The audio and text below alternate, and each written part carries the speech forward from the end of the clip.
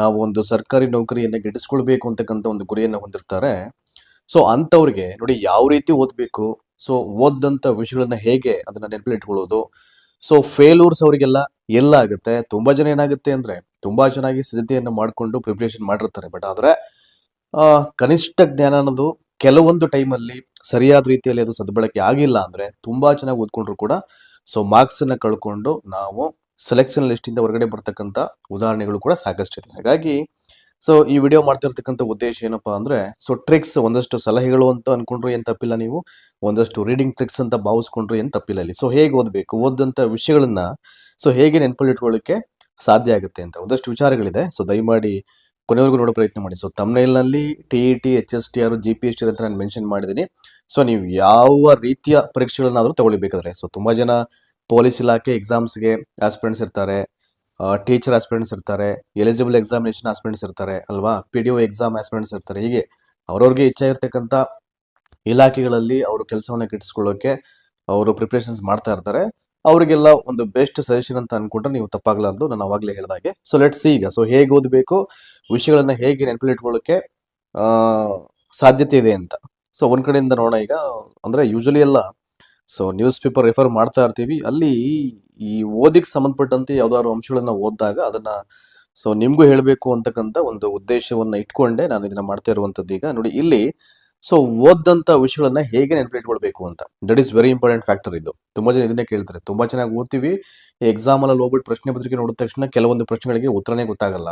So ಹೀಗೆ ತುಂಬಾ ಜನ ಜಸ್ಟ್ ಓದ್ಕೊಂಡು ಒಂದಷ್ಟು ಕಾಮನ್ ಸೆನ್ಸ್ ಇಟ್ಕೊಂಡೇನೆ ಒಳ್ಳೆ ಸ್ಕೋರ್ ಮಾಡ್ಬಿಡ್ತಾರೆ. ಆಯ್ತಾ, ಅವ್ರಿಗೆಲ್ಲ ದ ಪವರ್ ಆಫ್ ಕಾಂಪ್ರೆನ್ಷನ್ ತುಂಬಾ ಚೆನ್ನಾಗಿರುತ್ತೆ ಅವ್ರಿಗೆ. ನೋಡಿ ಫಸ್ಟ್ ನೀವು ಯಾವುದೇ ಪರೀಕ್ಷೆಗೆ ಓದ್ಬೇಕು ಅಂತ ಅನ್ಕೊಂಡ್ರು that is very importantly discipline ಇರಬೇಕು, ಶಿಸ್ತಿರ್ಬೇಕು.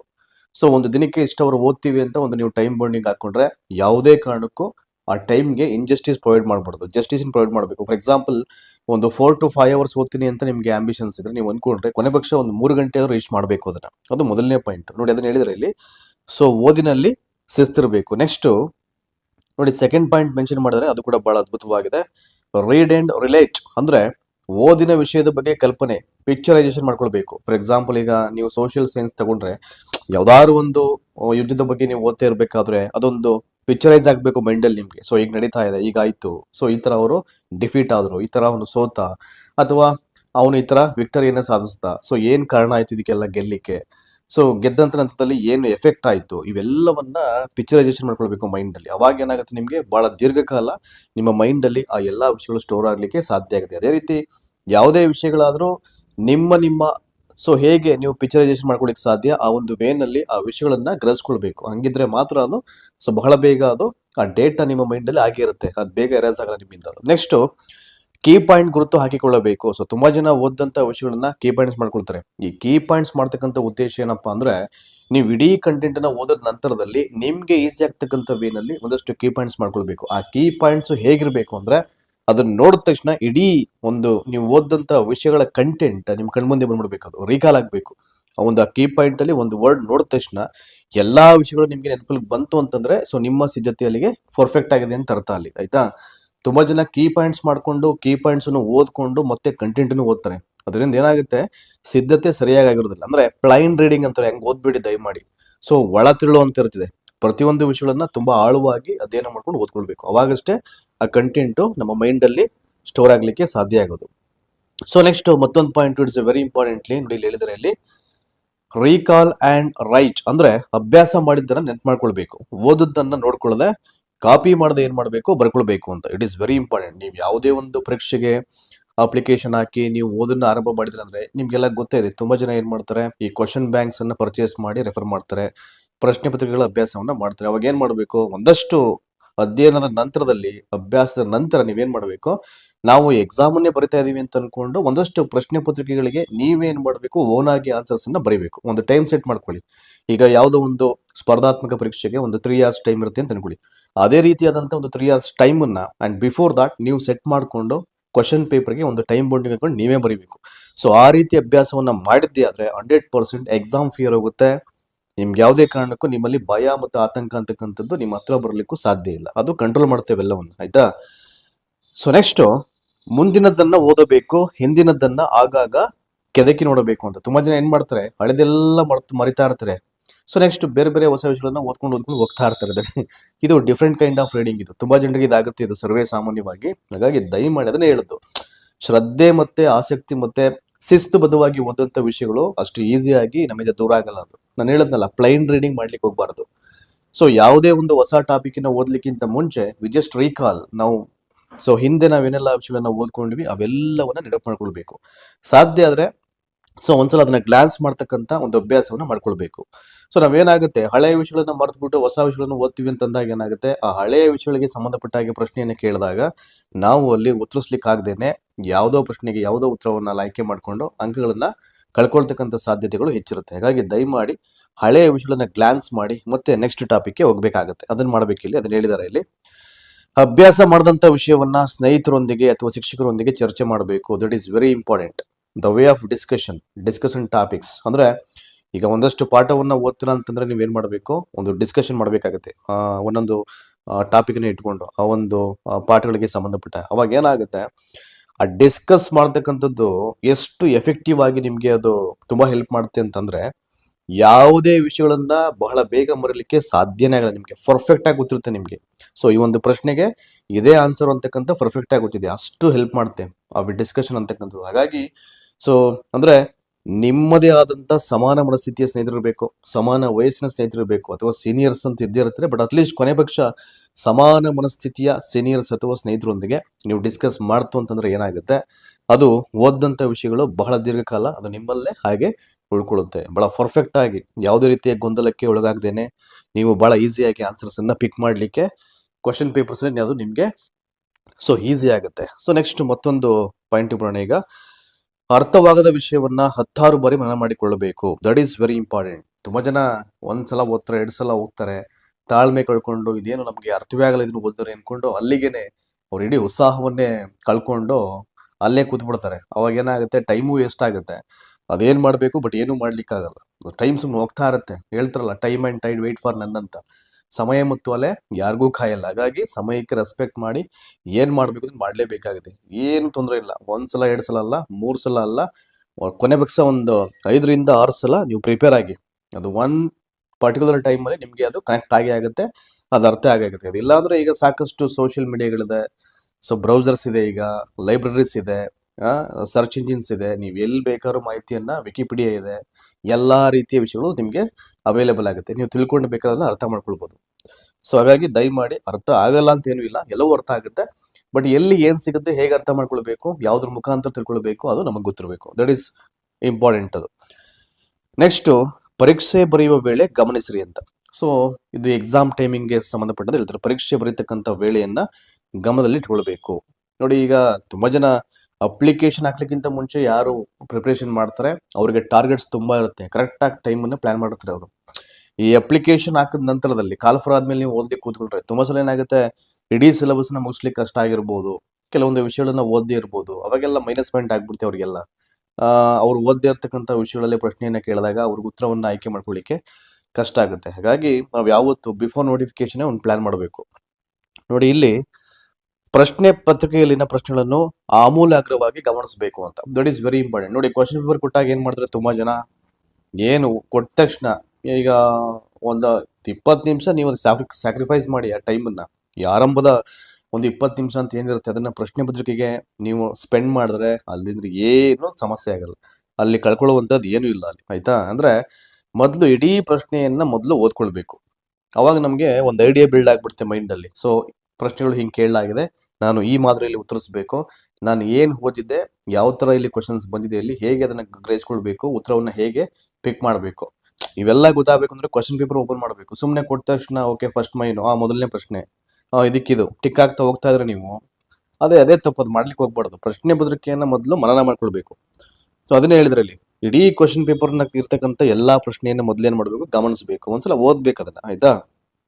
ನೆಕ್ಸ್ಟ್, ಗೊತ್ತಿರುವ ಪ್ರಶ್ನೆಗಳಿಗೆ ಉತ್ತರಿಸಲು ಮೊದಲ ಆದ್ಯತೆಯನ್ನು ನೀಡಬೇಕು ಅಂತ. It is very important. ಇದರಿಂದ ಏನಾಗುತ್ತೆ ಅಂದ್ರೆ ನಿಮ್ಮ ಸಮಯವನ್ನ ನೀವೇ ಅದನ್ನ ಉಳಿತಾಯ ಮಾಡ್ಕೊಳ್ಬಹುದು. ಸೊ ಸಮಯ ಹೇಗೆ ಉಳಿತಾಯ ಆಗುತ್ತೆ, ಗೊಂದಲವನ್ನ ಮಾಡ್ತಕ್ಕಂಥ ಪ್ರಶ್ನೆಗಳಿಗೆ ಸಮಯ ನಿಮ್ಗೆ ತುಂಬಾ ಸೇವ್ ಆಗುತ್ತೆ. ಅವಾಗ ಯಾವಾಗ ಫಸ್ಟ್ ಏನ್ ಮಾಡ್ಬೇಕು, ಗೊತ್ತಿರತಕ್ಕಂಥ ಎಲ್ಲಾ ಪ್ರಶ್ನೆಗಳಿಗೆ ಆನ್ಸರ್ ಮಾಡಿದಾಗ. ಈಗ ಯಾವುದೋ ಒಂದು ಪ್ರಶ್ನೆ ಗೊತ್ತಿರುತ್ತೆ, ಈಸಿಯಾಗಿ ಪಿಕ್ ಮಾಡ್ತಾರೆ ಆನ್ಸರ್ಸ್ ಅನ್ನ.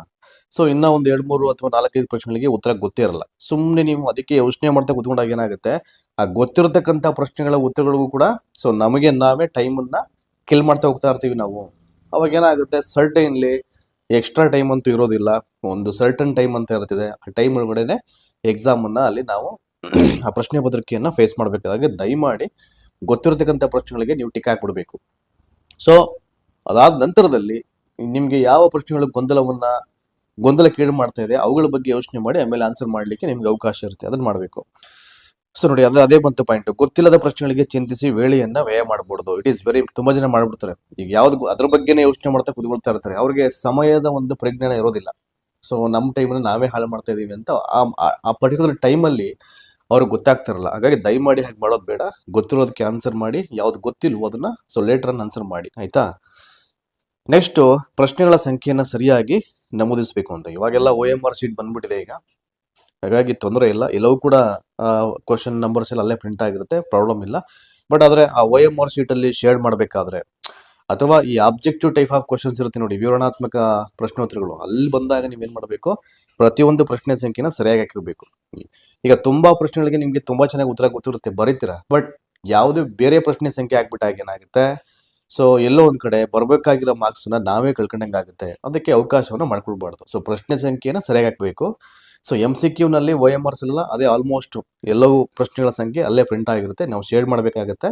ಇನ್ನು ಉಳಿದಂತೆ ವಿವರಣಾತ್ಮಕ ಮಾದರಿಯ ಪ್ರಶ್ನೆಗಳನ್ನ ಬರೀಬೇಕಾದಾಗ ಏನಾಗುತ್ತೆ, ಅಲ್ಲಿ ಸರಿಯಾದ ಪ್ರಶ್ನೆ ಸಂಖ್ಯೆಯನ್ನು ಹಾಕ್ಬೇಕಾಗುತ್ತೆ, ಆಯ್ತಾ. ಸೊ ನೆಕ್ಸ್ಟ್, ಪರೀಕ್ಷೆಗೆ ಅರ್ಧ ಗಂಟೆ ಮುನ್ನವೇ ಕೇಂದ್ರದ ಬಳಿ ಹಾಜರಿರಬೇಕು. It is very important. ಇವತ್ತಿಗೂ ಕೂಡ ತುಂಬಾ ಜನ ಆನ್ ಟೈಮಿಗೆ ಬರಲ್ಲ. ಈಗ ಕೆಲವೊಂದು ಕ್ಷೇತ್ರದ ಪರೀಕ್ಷೆಗಳಂತೂ ತುಂಬಾ ಸ್ಟ್ರಿಕ್ಟ್ ಆಗಿ ಮಾಡಿರ್ತಾರೆ ಅವರು. ಈವನ್ 10 ನಿಮಿಷ ಲೇಟ್ ಆದ್ರೂ ಕೂಡ ಯಾವುದೇ ಕಾರಣಕ್ಕೂ ಒಳಗಡೆ ಅವರು ಎಂಟರ್ ಮಾಡ್ಕೊಳ್ಳಲ್ಲ, ಅಷ್ಟು ಸ್ಟ್ರಿಕ್ಟ್ ಆಗಿರ್ತವೆ, ಆಯ್ತಾ. ಆಲ್ಮೋಸ್ಟ್ ಕೆಲವೊಂದು ಎಕ್ಸಾಮ್ಸ್ ಲಿಬರಲ್ ಆಗಿದೆ ಅಂತ ನಾವು ಅದನ್ನ ಉದಾಸೀನ ಮಾಡಬಾರ್ದು. Almost half an hour 1 hour ಬೇಗ ರೀಚ್ ಆಯ್ತು ಅಂತಂದ್ರೆ ಒಂದು ಚೂರು ರಿಲ್ಯಾಕ್ಸೇಷನ್ ಮಾಡ್ಕೊಂಡು ಒಂಚೂರು ಫ್ರೆಶ್ ಅಪ್ ಆಗಿ ಸೊ ಮೈಂಡನ್ನ ಕಾಮಾಗಿ ಇಟ್ಕೊಂಡು ನಿಮ್ಮ ಹಾಲ್ ಟಿಕೆಟ್ ಆಗಿರ್ಬೋದು ಅಥವಾ ನಿಮ್ದು ಒಂದು ID ಪ್ರೂಫ್ ಆಗಿರ್ಬೋದು, ಇವೆಲ್ಲವನ್ನ ಎತ್ಕೊಂಡು ಒಂದಷ್ಟು ಟೈಮ್, ಒಂದು ಕಾಲು ಗಂಟೆ, ಒಂದು 20 ನಿಮಿಷ ರಿಲ್ಯಾಕ್ಸ್ ಮಾಡಿ ನೀವು ಬಂದ ತಕ್ಷಣ ಏನ್ ಮಾಡಬೇಕು, ನಿಮ್ಮ ಕೊಠಡಿಯ ಸಂಖ್ಯೆ ಯಾವ್ದು ಅಂತ ತಿಳ್ಕೊಳ್ಬೇಕು. ಯಾವ ರೂಮ್ ನಲ್ಲಿ ನಮ್ಮ ಎಕ್ಸಾಮಿನೇಷನ್ ನಂಬರ್ ಅಲ್ಲಿ ಎಂಟರ್ ಆಗಿದೆ, ನೋಟಿಸ್ ಬೋರ್ಡ್ ಅಲ್ಲಿ ನೋಡ್ಕೊಂಡು ಅದನ್ನ ಕನ್ಫರ್ಮ್ ಮಾಡ್ಕೊಂಡು ಆಮೇಲೆ ಹೊರಗಡೆ ಬಂದು ಆರಾಮಾಗಿ ಕೂತ್ಕೊಂಡು ನೀವು ಒಂಚೂರು ರಿಲ್ಯಾಕ್ಸ್ ಮಾಡ್ಕೊಂಡು ನೀರು ಏನೋ ಒಂಚೂರು ಕುಡ್ಕೊಂಡು ಮೈಂಡನ್ನ ಕಾಮಾಗಿ ಮಾಡ್ಕೊಂಡು ಆಮೇಲೆ ಆರಾಮಾಗಿ ಹೋಗ್ಬೋದು ಅಲ್ವಾ. ಸೊ ಅದನ್ನ ಬಿಟ್ಬಿಟ್ಟು ನಾವು ಸುಮ್ಮನೆ ಯಾವುದೇ ಒತ್ತಡದಲ್ಲಿ ಟೆನ್ಷನ್ ಲೇಟ್ ಆಗಿ ಬಂದ್ಬಿಟ್ಟು ಏನಾಗುತ್ತೋ ಏನ್ ಕತೆ ತಿಳ್ಕೊಂಡು ಬಂದಾಗ ಏನಾಗುತ್ತೆ, ಅದು ಮತ್ತಷ್ಟು ಒತ್ತಡ ನಮ್ಮನ್ನು ಕಾಡುತ್ತೆ. ಸೊ ದಯಮಾಡಿ ಹಾಗೆ ಮಾಡ್ಕೊಳ್ಬೇಡಿ. So half an hour 1 hour ಅಲ್ಲಿ ಬಂದ್ರೆ ಇಟ್ಸ್ ಬೆಟರ್ ಅದು. ನೆಕ್ಸ್ಟ್, ಗೊತ್ತಿಲ್ಲದ ಪ್ರಶ್ನೆಗಳಿಗೆ ಉತ್ತರ ಪತ್ರಿಕೆಯಲ್ಲಿ ಜಾಗ ಬಿಟ್ಟು ಬರೆಯುವುದು ಸರಿಯಲ್ಲ. It is very important. ಯಾವುದೇ ಕಾರಣಕ್ಕೂ ಅಲ್ಲಿ ಸ್ಪೇಸ್ ಕೊಡೋದಾಗ್ಲಿ ಮತ್ತೊಂದು ಮಾಡೋದಾಗ್ಲಿ ಇದನ್ನ ಯಾವುದೇ ಕಾರಣಕ್ಕೂ ಅಲ್ಲಿ ಮಾಡ್ಲಿಕ್ಕೆ ಹೋಗ್ಬಾರ್ದು, ಆಯ್ತಾ. ಸೊ ನೆಕ್ಸ್ಟ್, ಸಾಧ್ಯವಾದಷ್ಟು ಏನ್ ಮಾಡಬೇಕು, ನಿಮ್ಗೆ ಕೊನೆಯ ಪಕ್ಷ ಆ ಪ್ರಶ್ನೆಗೆ ಉತ್ತರ ಗೊತ್ತೇ ಇಲ್ಲ ಅಂತ ಕಂಡು ಬಂದಾಗ ಏನ್ ಮಾಡಬೇಕು, ಅದಕ್ಕೆ ಪೂರಕವಾಗಿ ಅದಕ್ಕೆ ಸಂಬಂಧಪಟ್ಟ ಹಾಗೆ ಏನಾದ್ರು 1 or 2 ಲೈನ್ಸ್ ಆದ್ರೂ ಬರ್ಬಿಟ್ಟು ಬರಬೇಕು. ಗೊತ್ತೇ ಇಲ್ಲ ಅಂತ ಸ್ಪೇಸ್ ಅನ್ನ ಬಿಟ್ಟು ಯಾವುದೇ ಕಾರಣಕ್ಕೂ ಬರಲೇಬಾರ್ದು ನೀವು. ಯಾಕಂದ್ರೆ ಇವೆಲ್ಲವೂ ಸರ್ಕಾರಿ ಪರೀಕ್ಷೆಗಳು, ನಿಮ್ಮ ಭವಿಷ್ಯವನ್ನು ನಿರ್ಧಾರ ಮಾಡ್ತಕ್ಕಂಥ ಎಕ್ಸಾಮ್ಸ್ ಆದ್ರಿಂದ ನೀವು ಏನಾದ್ರೂ ಬರೀಬೇಕು. ಏನಾದ್ರೂ ಅನ್ನೋದಕ್ಕಿಂತ ಅಟ್ಲೀಸ್ಟ್ ಕೊನೆ ಪಕ್ಷ ಒಂದು 10% ಆದ್ರೂ ಅದಕ್ಕೆ ಮ್ಯಾಚ್ ಆಗ್ತಕ್ಕಂಥ ಉತ್ತರವನ್ನ ನೆನಪು ಮಾಡ್ಕೊಂಡು ನೀವು ಬರೆದ್ಬಿಟ್ಟಾದ್ರೂ ಬರೀಬೇಕು ಹೊರತು ಅದನ್ನ ಬ್ಲಾಂಕ್ ಬಿಟ್ಟು ಬರಬೇಡಿ. ಗೊತ್ತೇ ಇಲ್ಲ ಅಟೆಂಡ್ ಮಾಡ್ಬೋದು ಅಂತ ಯಾವುದೇ ಕಾರಣಕ್ಕೂ ಬರ್ಲಿಕ್ಕೆ ಹೋಗ್ಬಿಡಿ, ಆಯ್ತಾ. ಸೊ ನೆಕ್ಸ್ಟ್, ಸುಸ್ತಿಯಲ್ಲಿರ್ತಕ್ಕಂಥ 2 ಪೆನ್ ಜೊತೆಲಿ ಇರಬೇಕು. ಯೂಶಲಿ 2 ಪೆನ್ಸ್ ಅನ್ನ ಕ್ಯಾರಿ ಮಾಡಿದ್ರೆ ಬಹಳ ಒಳ್ಳೆಯದು. ಏನಾದ್ರೂ ಒಂದು ಪೆನ್ನು ನೀವು ಆನ್ಸರ್ ಮಾಡ್ಬೇಕಾದ್ರೆ ಶೇಡ್ ಮಾಡ್ಬೇಕಾದ್ರೆ ಕೈ ಕೊಡ್ತು ಅಂತಂದ್ರೆ ಸೊ ಮತ್ತೊಂದು ಪೆನ್ ಇರಬೇಕು. ಈಗ ಬ್ಲ್ಯಾಕ್ ಪಾಯಿಂಟ್ ಪೆನ್ ಅಲ್ಲಿ ಬರೆಯೋರು ಬ್ಲ್ಯಾಕ್ ಪೆನ್ ಯೂಸ್ ಮಾಡ್ತಾರೆ ಕೊನೆವರೆಗೂ, ಅಥವಾ ಈ ಬ್ಲೂ ಪೆನ್ ಬರೆಯೋರು ಬ್ಲೂ ಪೆನ್ ಯೂಸ್ ಮಾಡ್ತಾರೆ. ಸೊ 2 ಪೆನ್ ಅನ್ನ ಯೂಸ್ ಮಾಡ್ಲಿಕ್ಕೆ ಹೋಗ್ಬಿಡಿ. ಸೊ ನೀವು ಬ್ಲೂ ಪೆನ್ ಯೂಸ್ ಮಾಡ್ತು ಅಂದ್ರೆ ಬ್ಲೂ ಪೆನ್ ಅಲ್ಲೇ ಶೇಡ್ ಮಾಡಬೇಕಾಗುತ್ತೆ. ಇನ್ನು ವಿವರಣಾತ್ಮಕ ಪ್ರಶ್ನೆ ಪತ್ರಿಕೆ ಇದ್ರೆ ಅಲ್ಲಿ ಆನ್ಸರ್ ಮಾಡ್ಬೇಕಂದ್ರೆ ಅದೇ ಪೆನ್ ಅಲ್ಲಿ ಮಾಡಬೇಕಾಗುತ್ತೆ. ಸೊ ಮಿಕ್ಸಪ್ ಆಗಿ ಮಾಡ್ಲಿಕ್ಕೆ ಹೋಗ್ಬಾರ್ದು. ಸೊ MCQ ಬಂದು ಬ್ಲೂ ಅಲ್ಲಿ ಶೇಡ್ ಮಾಡೋದು, ಇನ್ನು ಕ್ವಶನ್ ಆನ್ಸರ್ ಬರೀಬೇಕಾದ್ರೆ ಇನ್ನು ಬ್ಲ್ಯಾಕ್ ಪೆನ್ ಶೇಡ್ ಬರೆಯೋದು, ಹಂಗೆಲ್ಲ ಮಾಡ್ಲಿಕ್ಕೆ ಹೋಗ್ಬಿಡಿ. ಸೊ ಒಂದು ಪೆನ್ ಅಲ್ಲಿ ಯೂಸ್ ಮಾಡಿ, ಅದೊಂಚೂರು ನಿಮ್ಗೆ ಗಮನ ಇರಲಿ. ಸೊ ನೆಕ್ಸ್ಟ್, ಪರೀಕ್ಷಾ ದಿನ ಹತ್ತಿರವಾಗುತ್ತಿದ್ದಂತೆ ಸಮಯಕ್ಕೆ ಸರಿಯಾಗಿ ಊಟ ತಿಂಡಿ ಮಾಡಬೇಕು. ಅನವಶ್ಯಕವಾಗಿ ನಿದ್ದೆಗೆಡಬಾರದು. It is very important. ಇನ್ನು 15-20 ದಿನ ಇದೆ, ಹಗಲು ರಾತ್ರಿ ದಂಡಯಾತ್ರೆ ಮಾಡ್ತೀರಿ ಅನ್ಕೊಂಡು ಹೋದ್ರೆ ಏನಾದ್ರೂ ಆರೋಗ್ಯ ಕೆಟ್ರೆ ನಿಮ್ಮ ಆಂಬಿಷನ್ಸ್ ಹಾಳಾಗುತ್ತೆ, ನಿಮ್ಮ ಗುರಿ ಹಾಳಾಗುತ್ತೆ, ನೀವು ಲೈಫಲ್ಲಿ ಏನು ಅಚೀವ್ ಮಾಡ್ಕೊಳ್ಬೇಕಾಗಿದ್ರು ಅವೆಲ್ಲವೂ ಸ್ಪಾಯ್ಲ್ ಆಗ್ಬಿಡುತ್ತೆ. ಬೇಡ, ಯಾವುದೇ ಒತ್ತಡಕ್ಕೆ ಒಳಗಾಗಬಾರ್ದು. ಯಾವುದೇ ಸನ್ನಿವೇಶ ಇರಲಿ, ಸೊ ಯಾವುದೇ ಪರೀಕ್ಷೆ ಆಗಲಿ ಒತ್ತಡಕ್ಕೆ ಒಳಗಾಗಬಾರ್ದು. ಅದಕ್ಕೆ ಹೇಳಿದ್ ನಾನು, ನೋಟಿಫಿಕೇಶನ್ ಆದ್ಮೇಲೆ ಬಿರಿ ಆಗೋದು ಬೇಡ. ಬಿಫೋರ್ ದಟ್ ನೋಟಿಫಿಕೇಶನ್ ಒಂದು ಟೈಮ್ ಬೌಂಡಿಂಗ್ ಮಾಡಿಕೊಂಡು ಒಂದು ಪ್ಲಾನ್ ಮಾಡಿಕೊಂಡು ಓದೋ ಪ್ರಯತ್ನ ಮಾಡಿ. ಅವಾಗ ನಿಮಗೆ ಸ್ಟ್ರೆಸ್ಸು ಆಗಲ್ಲ, ಟೈಮು ತುಂಬ ಇರುತ್ತೆ. ಒಂದು ರೌಂಡ್ ಸಿಲೆಬಸ್ ಮುಗಿದ ನಂತರದಲ್ಲಿ ನಿಮಗೆ ರಿವಿಷನ್ ಮಾಡಲಿಕ್ಕೆ ಮತ್ತಷ್ಟು ಟೈಮ್ ಇರುತ್ತೆ. ಆಲ್ಮೋಸ್ಟ್ ಕೆಲವು ಇಲಾಖೆಗಳ ಪರೀಕ್ಷೆಗಳ ಪಠ್ಯ ವಸ್ತು ಅಂತೂ ನಿಮಗೆ ಎಲ್ಲ ಕಾಲಕ್ಕೂ ಬದಲಾಗಲ್ಲ. ಕೆಲವೊಂದು ವಿಷಯಗಳು ಹಾಗೆ ಇರುತ್ತೆ, ಅದೊಂಚೂರು ಗೊತ್ತಿರಲಿ ನಿಮಗೆ, ಆಯ್ತಾ. ಸೊ ನೆಕ್ಸ್ಟ್ ನೋಟಿಫಿಕೇಶನ್ ಬಿಟ್ಟಾಗ ಏನಾಗುತ್ತೆ, ಒಂದಷ್ಟು ವಿಷಯಗಳು ಬದಲಾವಣೆ ಇರ್ಬೋದು. ಆ ಬದಲಾವಣೆ ಆದಾಗ ಏನಾಗುತ್ತೆ, ನಿಮಗೆ ಟೈಮು ಆಗ ಇನ್ನೂ ಸಾಕಷ್ಟು ಇರುತ್ತೆ. ಅದನ್ನ ಓದ್ಕೊಂಡು ಮನನ ಮಾಡಿಕೊಂಡು ಮತ್ತೆ ರಿವಿಷನ್ ಮಾಡಲಿಕ್ಕೆ ಸಾಕಷ್ಟು ಅವಕಾಶ ಇರುತ್ತೆ, ಸಮಯ ಕೂಡ ಇರ್ತಿದೆ. ಹಾಗಾಗಿ ಇನ್ನೇನೋ ವಿತಿನ್ ಫ್ಯೂ ಡೇಸ್ ಎಕ್ಸಾಮ್ ಇದೆ ಅನ್ಕೊಂಡು ಸೊ ಏನು 11:30 12 ಗಂಟೆ 1 ಗಂಟೆವರೆಗೂ ಓದೋದು, ಸರಿಯಾದ ಆನ್ ಟೈಮ್ಗೆ ಊಟ ಮಾಡೋಂಗಿಲ್ಲ, ತಿಂಡಿ ಮಾಡೋಂಗಿಲ್ಲ, ಇವೆಲ್ಲ ಖಂಡಿತವಾಗಲೂ ನಿಮ್ಮ ಆರೋಗ್ಯದ ಮೇಲೆ ದುಷ್ಪರಿಣಾಮವನ್ನು ಬೀರುತ್ತೆ. ಅವಾಗ ನಾವು ಅನ್ಕೊಂಡಿದ್ದನ್ನ ಅಚೀವ್ ಮಾಡ್ಲಿಕ್ಕೆ ಆಗಲ್ಲ. ಸೊ ಅವಾಗೇನಾಗುತ್ತೆ, ನಾವೇ ನಮ್ಮನ್ನೇ ಹಾಳು ಮಾಡ್ಕೊಳಕ್ ಆಗ್ಬಿಡುತ್ತೆ. ಅವಾಗ ದಯಮಾಡಿ ಹಂಗೆಲ್ಲ ಮಾಡ್ಕೊಳಕ್ ಹೋಗ್ಬೇಡಿ. ಇದಿಷ್ಟು ನಾನು ಓದ್ತಾ ಇದ್ದೆ ಪೇಪರ್ಸ್ ಅನ್ನ, ಸೊ ನಿಮ್ ಜೊತೆ ಹಂಚ್ಕೊಳ್ಬೇಕು ಅಂತ ಅನಿಸ್ತು. ಹಾಗಾಗಿ ಒಂದಷ್ಟು ಸಲಹೆ ಅಂದ್ರು ಅನ್ಕೊಂಡ್ರು ಓಕೆ, ನೀವು ನಾ ಆರಂಭದಲ್ಲಿ ಹೇಳಿದ ಹಾಗೆ, ಅಥವಾ ಒಂದಷ್ಟು ಎಕ್ಸಾಮ್ ಟ್ರಿಕ್ಸ್ ಅಂತ ಭಾವಿಸ್ಕೊಂಡ್ರು ಏನು ಅಭ್ಯಂತರ ಇಲ್ಲ. ಸೊ ದಯಮಾಡಿ ಒಂದು ವಿಡಿಯೋದ ಕಂಟೆಂಟ್ ನಿಮ್ಗೆ ಏನಾದರೂ ಇಷ್ಟ ಆಗಿದ್ರೆ ಎಲ್ಲರಿಗೂ ಶೇರ್ ಮಾಡಿ. ಏನಾದರೂ ತುಂಬಾ ಯೂಸ್ಫುಲ್ ಆದಂಥ ಎಕ್ಸಾಮ್ಗೆ ಸಂಬಂಧಪಟ್ಟಂಥ ವಿಷಯಗಳಿದ್ರೆ ಖಂಡಿತವಾಗ್ಲೂ ನಿಮ್ಮ ಜೊತೆ ಹಂಚ್ಕೊಳ್ಳೋ ಪ್ರಯತ್ನ ಮಾಡ್ತೀನಿ. ಸೊ ಧನ್ಯವಾದ ಈ ಒಂದು ವಿಡಿಯೋನ ವಾಚ್ ಮಾಡೋದಕ್ಕೆ.